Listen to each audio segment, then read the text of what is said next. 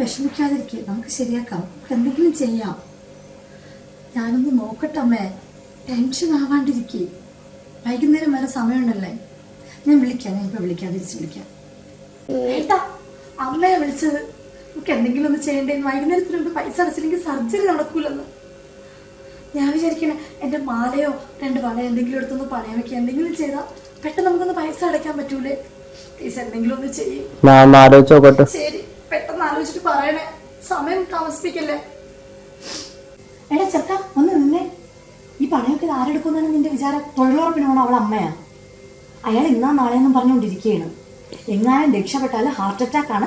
അയാളെ കൊണ്ട് കട്ടിയോളം ഓട്ടി പണിക്കും പോകാൻ പറ്റത്തില്ല. അവസാനം ഇതെല്ലാം നിന്റെ മണ്ടയ്ക്കാവും. നന്നായിട്ട് ആലോചിച്ച് തീരുമാനിക്കുക, അല്ലെങ്കിൽ എന്തെങ്കിലും പറഞ്ഞ് ഒഴിവാക്കാൻ നോക്ക്. പിന്നെ അവസാനം അറിഞ്ഞില്ല കേട്ടില്ല എന്നൊന്നും പറയരുത്. ചേച്ചി, ആ കിടക്കുന്ന എൻ്റെ അച്ഛനാണ്. ചെറിയ കൊച്ചൊന്നുമല്ലല്ലേ, 10-60 വയസ്സായില്ലേ. ഇനിയിപ്പോൾ അയാളെ കൊണ്ട് വലിയ ഉപയോഗമൊന്നുമില്ലല്ലേ. ശരിയാണ്, ആ മനുഷ്യനെ കൊണ്ട് ഇനി ആർക്കും ഒരു ഉപയോഗമില്ല. പക്ഷെ ഒരു കാര്യം ആലോചിക്കണം ചേച്ചി, ആ മനുഷ്യൻ്റെ 10-20 വർഷത്തെ അധ്വാനത്തിൻ്റെ ഒരു വിഹിതം ചേച്ചിയും കൈപ്പറ്റിയിട്ടുണ്ട്. ഓ, ഇവിടെ കണക്കൊക്കെ പറയാൻ തുടങ്ങി. എടാ, ആ മാലയുടെ കണക്കാണ് പറയുന്നത്. അതെ, അത് എൻ്റെ അനിയന് കിട്ടിയ സാധനമാണ്. അതെന്ത് ചെയ്യണം, ആർക്ക് കൊടുക്കണമെന്നൊക്കെ അവനറിയാം. നീ അതിലിടപെടണ്ട കേട്ടല്ലോ. കണക്ക് പറയുന്നതല്ലേ ചേച്ചി, നിങ്ങളെ കാണിക്കുന്നോണ്ട് പറഞ്ഞു പോണതാണ്. ഈ കല്യാണം എന്നൊക്കെ പറയുന്നുണ്ടല്ലേ, 2 പേര് എന്ത് വന്നാലും ജീവിതത്തിൽ എന്ത് പ്രശ്നം വന്നാലും ഒരുമിച്ചുണ്ടാവും എന്നുള്ള ഒരു ഉറപ്പിന്മേൽ ഒരുമിച്ച് താമസിക്കാൻ തുടങ്ങുന്നതിനാണ് കല്യാണം എന്ന് പറയുന്നത്. അപ്പോൾ അതിൽ പെണ്ണ് താലിമാലയ്ക്ക് എന്ത് വാല്യൂ നൽകുന്നു അത് അതേപോലെ ചെറുക്കൻ മണ്ഡപത്തിൽ വെച്ച് പെണ്ണ് ചെറുക്കനിട്ട് കൊടുക്കുന്ന മാലയ്ക്കും കൊടുക്കേണ്ടതാണ്.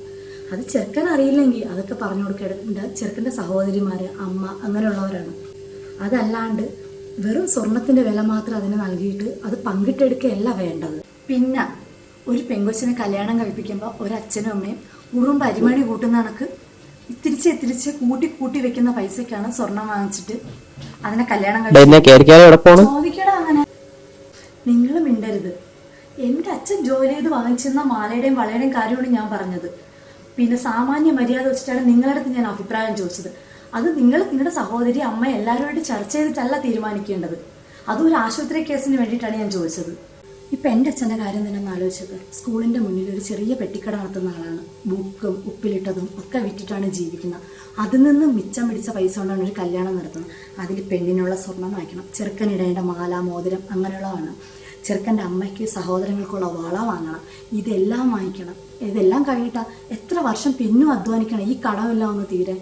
അതിനിടയ്ക്ക് ചുമ്മാ കിട്ടുന്ന സാധനമില്ലെന്നുള്ളത് എല്ലാവരും പങ്കിട്ടെടുക്കുന്നത് വേറെ കുറേ.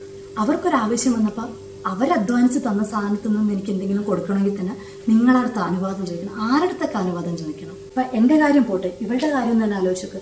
മണ്ഡപത്തിൽ വെച്ച് ചെറുക്കൻ താലിയിട്ടത് 2 മാല ഇട്ട് കൊടുത്ത്. കല്യാണം കഴിഞ്ഞു വന്ന് 1 മാസമാവുന്നതിന് മുമ്പേ അതിൽ നിന്ന് 1 മാല നിങ്ങളെ ഇളയ അനിയത്തിക്ക് കൊടുക്കേണ്ടി വന്നു. ചെറുക്കൻ പെണ്ണിന് 2 മാല ഇട്ടല്ലോ ആളുകളുടെ മുമ്പിൽ. പക്ഷെ വീട്ടിൽ വന്നപ്പോൾ പെണ്ണിന് 1 മാലയും നാത്തൂന് 1 മാലയും.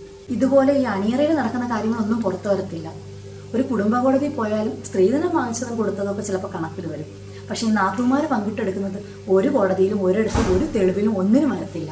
ഇത്രയൊക്കെ ആയാലും പല വീട്ടിലും ആ വീട്ടുകാരോ പെൺപിള്ളേരോ ആരും ഒന്നും മിണ്ടാത്ത വേറൊന്നും കൊണ്ടല്ല.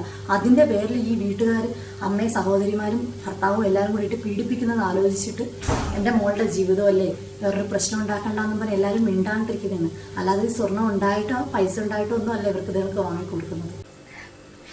പിന്നെ ചേച്ചിയെടുത്തൊരു കാര്യം പറയാം, എൻ്റെ അച്ഛനമ്മയും കൂലിപ്പണിക്കാർ തന്നെയാണ്. അവർ കൂലിപ്പണി ചെയ്തുണ്ടാക്കിയ പൈസയ്ക്ക് തന്നെയാണ് മാല വാങ്ങിച്ച് കല്യാണത്തിന് നിങ്ങളുടെ സഹോദരന് ഇട്ട് കൊടുത്തത്. അതാണ് നിങ്ങൾ പങ്കിട്ടെടുത്തത്. അന്ന് തോന്നാത്ത ഒരു സങ്കടമോ വിഷമോ ഒന്നും നിങ്ങൾക്ക് ഇപ്പോൾ തോന്നേണ്ട ഒരു കാര്യവുമില്ല. പിന്നെ സഹോദരന് വാങ്ങിച്ചു കൊടുക്കുക, സഹോദരന് സഹോദരിക്കോ സഹോദരിയുടെ മക്കൾക്കോ വാങ്ങിച്ചു കൊടുക്കുക. അത് സ്വന്തമായിട്ട് അധ്വാനിച്ച പൈസയ്ക്ക്, അല്ലാണ്ട് ഏതെങ്കിലും പെൺപിള്ളാരുടെ വീട്ടുകാർ വാങ്ങിക്കുന്ന സ്വർണ്ണമല്ല കൊടുക്കേണ്ടത്. പിന്നെ ഞാൻ ഹോസ്പിറ്റലിലോട്ട് പോവേണം, എനിക്കെന്തെങ്കിലും ചെയ്തല്ലേ പറ്റൂ.